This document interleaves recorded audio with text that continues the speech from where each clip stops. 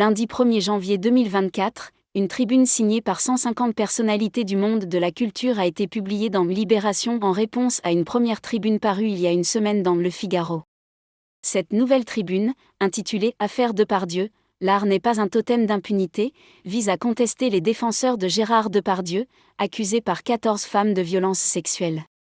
Parmi les signataires, on retrouve des personnalités telles qu'Alexandra Lamy, Muriel Robin, Guillaume Meurice, Enora Malagré, chroniqueuse et comédienne, et Swan Arlo, acteur. Lucie Lucas, la star de la série Clem, qui avait critiqué la signature de Victoria Abril dans la première tribune, est également présente. La tribune exprime que les rapports de domination sont présents, et les vagues de ces dernières années les ont ébranlés sans pour autant les faire s'effondrer, du moins dans notre pays.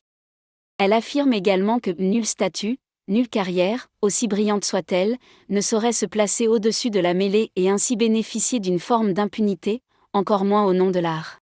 La tribune réfute l'idée de « monstre sacré », souvent associée à Gérard Depardieu, en affirmant qu'il n'y a que des hommes ordinaires à qui tous les droits ont été donnés.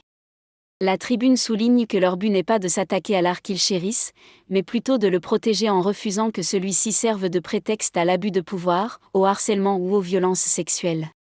Elle insiste sur le fait que l'art ne doit jamais détourner le regard des souffrances des victimes, célèbres ou anonymes, et que le talent ne justifie pas la transgression des limites et l'atteinte à l'intégrité d'autrui.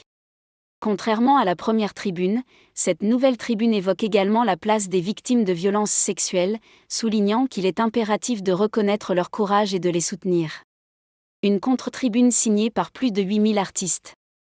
Cette tribune n'est pas la seule à s'opposer aux voix en faveur de Gérard Depardieu. Vendredi dernier, le collectif Cerveau non disponible a publié une contre-tribune signée par plus de 8000 artistes en moins de 48 heures. Parmi les signataires figurent cette fois Angèle, Loane, Pomme, chanteuse, Médine, rappeur, et Walidia, humoriste et chroniqueur de France Inter. Selon cette contre-tribune, la première tribune ainsi que la déclaration d'Emmanuel Macron en soutien à l'acteur constituent des crachats à la figure des victimes de Gérard Depardieu et de toutes les victimes de violences sexistes et sexuelles.